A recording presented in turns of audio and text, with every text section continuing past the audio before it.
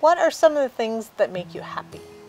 I love playing video games and spend time with my girlfriend. I feel happy when I go to school. You love school, yes. What are some things that make you sad? It's sad about my dog passed away. My grandpa passed away too in 2014-ish. Go an hotel. Going to a hotel? Mm-hmm. That makes you sad? Yes. Oh. Yeah, because it wasn't your own bed. Yes. Yeah, change is hard. Contrary to popular belief, people with Down syndrome can experience mental health issues. What are some things that make you mad? COVID. COVID makes you mad? Yes. We have about 30% of individuals with Down syndrome with co-occurring mental health issues, and it's only about 20% in the typically developing population. Last year, the 17th birthday is ruined because it's COVID. That a little bit disappointed and nervous. It's okay to be upset. We're not really sure why mental health diagnoses are more common in individuals with Down syndrome, but they are. What will you say to me if you're angry? I don't like that. That's what you'll say? Yes. I wish that's what you'd say. That's what we're working on.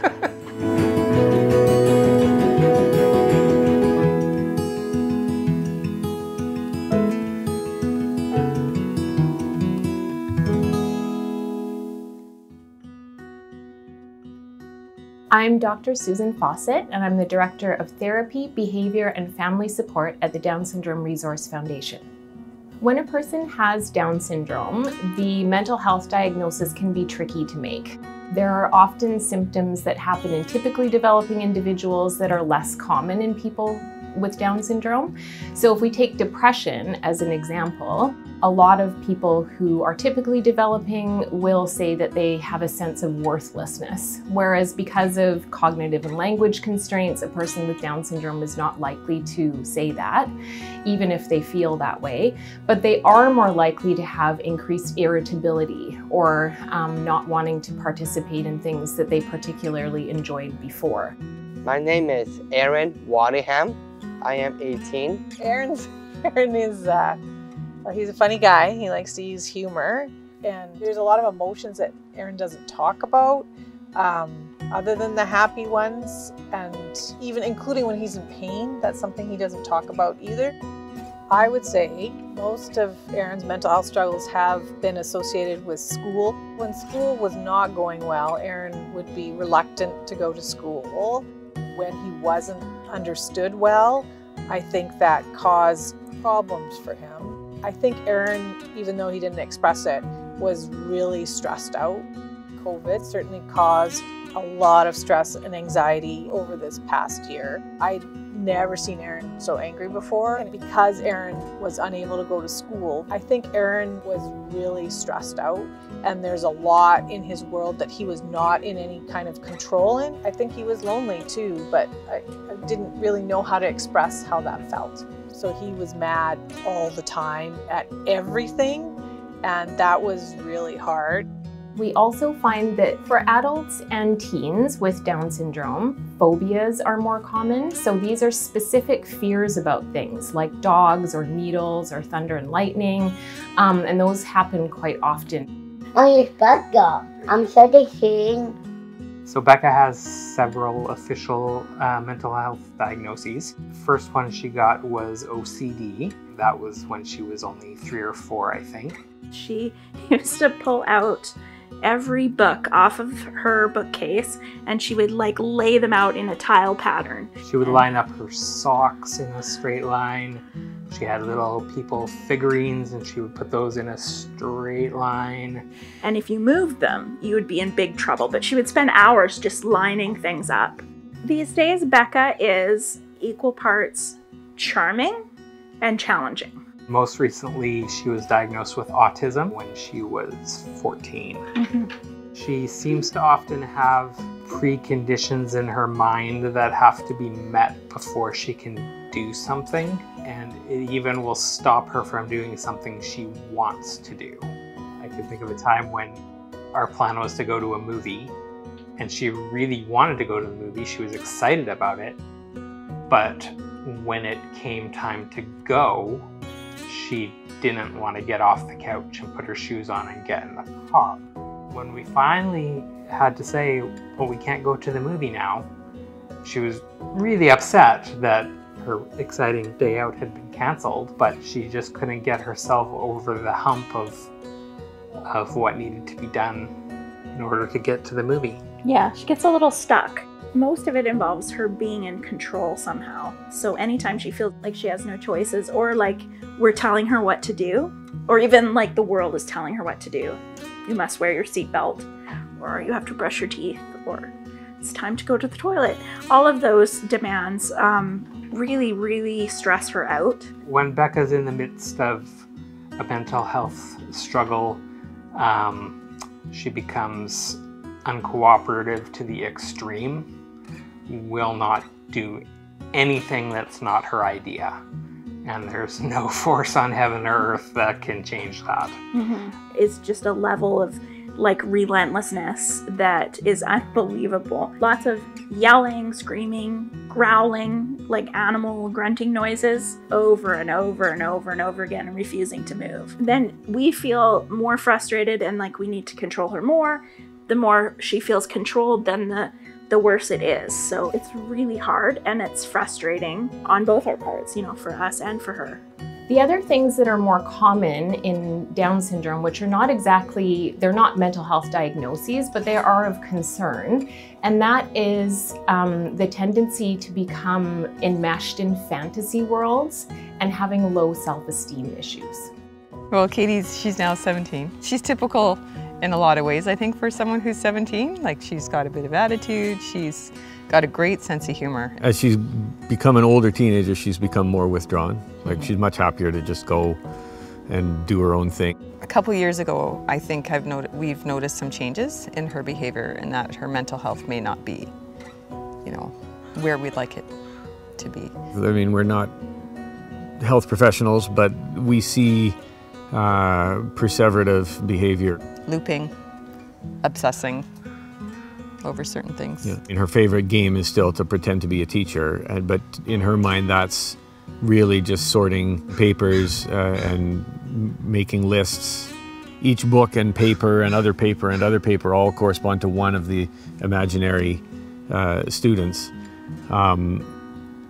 And she'll do things like, if we help her clean up as we get towards bedtime and I just stack everything together, she'll get up at 2 in the morning to fix it. We see that sort of behavior getting more and more common. We also ran into some sort of stalking behavior at school, where she was perseverating on contact with a teacher that she'd had one term 2 years ago and would keep swinging by that room, not really knowing what to say, so instead it just looks like she's lurking. Our awareness also, I think, increased, and we started noticing more the name listing in particular. That's sort of the behavior that for me was the most startling, where you realize that she knows the names of all of the kids in her class and how to spell them, and maybe their birthdays before the teachers learned all the names. But then catching her writing just listing names. And she'll do it with real people at school. She'll do it with professional athletes, anything where she can get a roster, she's thrilled. If she's left to her own devices, she will do exactly the same activity for her entire waking day. A typically developing person with anxiety would have cognitive symptoms that would be quite prominent. So they would be ruminating and having problematic thought patterns. And a person with Down syndrome may still be worrying in that same way, but it looks different. So a child who is experiencing worrying will often ask their parent the same question repetitively over and over and over again about events that are coming up. And then in terms of the physical symptoms of anxiety, people with Down syndrome don't often tell their parents about some of the headaches and nausea that other people with anxiety will often experience. But parents will be able to tell that they're feeling anxious because they'll avoid certain anxiety-provoking situations, or they will exhibit problem behavior in those situations. David is 21 years old. He is a fun-loving, energetic young man and one of the most caring, sensitive, thoughtful, generous people we've ever known. He also suffers greatly from anxiety.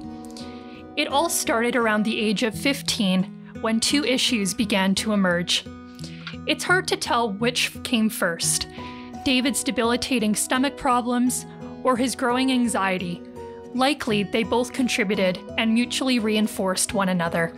Chronic stomach pain hampered David throughout high school, particularly in his last couple of years of schooling, when he was forced to stay home more often than not. At the same time, we noticed that he was increasingly exhibiting unreasonable levels of anxiety. He was constantly consumed with worry about things that he didn't need to be worried about. David gets overwhelmingly anxious about the smallest things, like last week, when he knew that he was going on an exciting ATV outing. He spent the whole week worrying that he would forget to bring a change of clothes. He was absolutely fixated on it, bringing it up again and again, unable to get past it until we packed his bag and put it in the car days in advance. When he experiences anxiety, it will sometimes escalate to the point of him crying or retching.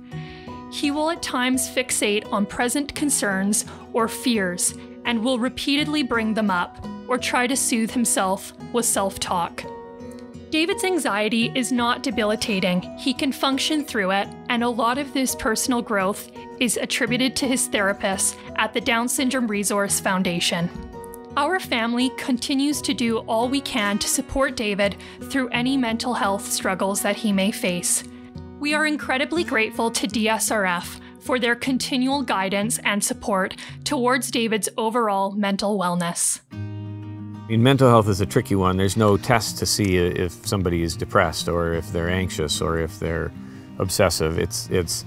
We're observing behavior in somebody who's not neurotypical. We're trying to determine how much of what we're seeing is expected behavior for somebody with that genetic condition, how much of it is not typical and should we be worried about. Where's that transition between, oh, isn't that cute, to, oh, wow, that's kind of worrisome. I think when your child is young and you're inexperienced with Down syndrome, you just kind of assume that anything out of the ordinary is Down syndrome. So it's not until a professional kind of alerts you to the fact that, no, this may actually be something else going on. Mm-hmm. When a person has Down syndrome, the mental health diagnosis can be tricky to make.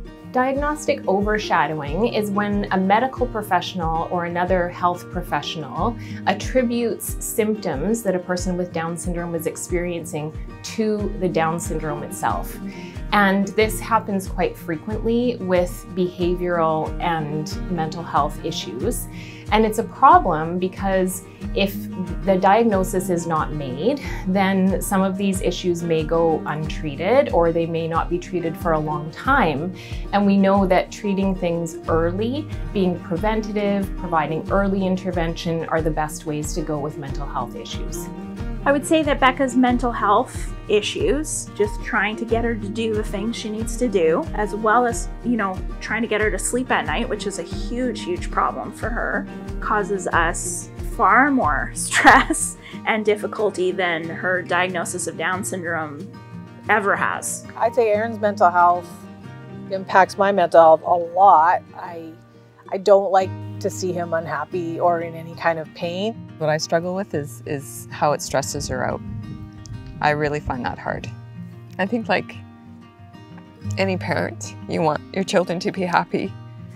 It's hard to talk about how that goes hand in hand. Just, I'm so tired and I'm so over this, and at the same time, I fiercely love this kid and she's the joy of my life.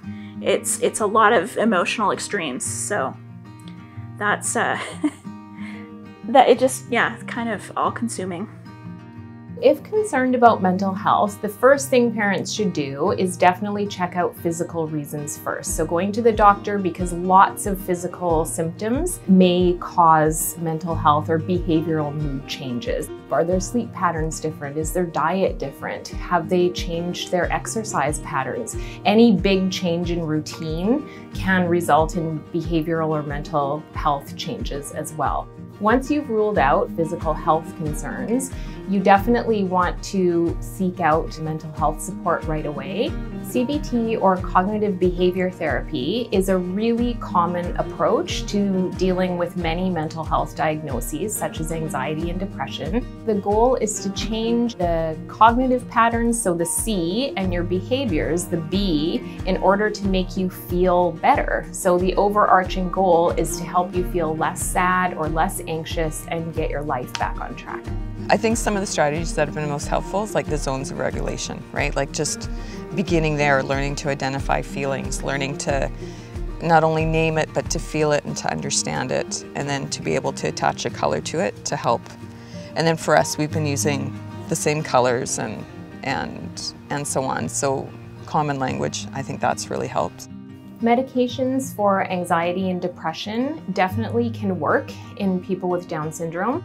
Parents may want to consider medication for their child if the symptoms are very severe or if they're worsening, or if you've tried a counseling or CBT approach and it hasn't worked. Medication has been one that's been really successful for us. It takes a while to figure out what exactly works and what doesn't work. So it's not like it's an easy fix, and there are always side effects, but we have finally found a balance that works for her and makes our life easier. To support behavioral and mental health, parents should promote several domains from an early age. So activity, agency, flexibility, variability, reality, sociability, and self-esteem. For activity, it is best to not underestimate the beneficial effects that exercise can have on mental health. Agency, we really want people with Down syndrome to be able to act as causal agents in their lives, and parents can do this by encouraging kids to make choices early in childhood and throughout their lives, as well as promoting independence, and your friendly neighborhood OT can help you with that. Becca definitely responds well to anything that lets her make choices. Flexibility, we definitely want the child to be able to be flexible in what they do during the day. So we don't want kids to become too routinized. I know this is tricky because definitely kids with Down syndrome thrive on routine to some extent. But if you can practice adding in 1 or 2 new elements here and there, the name of the game is adaptability. So we don't want kids who are excessively rigid, because that tends to spell a little bit of trouble later on. Variability, encouraging a variety of interests. So this can run the gamut from food to characters they like, to TV shows they watch, to activities that they do after school. Try to build in as much variety as you possibly can. Reality, keep your child or teen or adult grounded in it as much as possible. Emphasize real social interactions and try to limit the amount of time that they spend with imaginary friends or that sort of thing. This is easier said than done, but really try to limit the amount of screen time that your child is engaging with, especially if they have a tendency to watch things repetitively. Sociability, you want to encourage your child or teen with Down syndrome to have as many social interactions as they can. And definitely these should include not just typically developing peers, but peers who also have developmental disabilities, as we know that this will be their peer group as they get older. And so if you want your child with Down syndrome to have friends and a healthy mental experience when they're older, then they definitely should have lots of friends around them who are at their cognitive level. Self-esteem may be one of the easiest things for parents to promote. This is basically giving your child as much praise and encouragement as you possibly can. Give them way more than you think they need, and just try to celebrate all the successes, even the small ones. I think the best advice that we've gotten from a mental health professional has been to do the best you can, and that's all you can do. And I think, yeah, we need to hear it every single day. I think it's okay to feel vulnerable, not have all the answers, even though I really love to have all the answers and be able to fix things overnight, but it takes time and consistency, patience, but it's okay. You don't always get the help you need the first time. It takes a lot of work to keep saying, you know, if you suspect something's wrong, you're probably right. You're the expert at your child. And to find someone that's gonna back you up and that's gonna really look into it makes all the difference. Get connected with other families, with, you know, and caregivers of people with Down syndrome of different ages, so that you can be hearing about their experiences and learning from them too.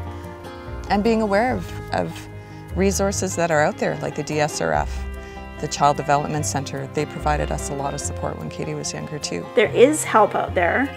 There are things you can do to make your life easier, and it just takes a lot of time to try all the things. What cheers you up when you're sad? Hugging. That's a good one. answer. I kisses. And kisses Yeah. too.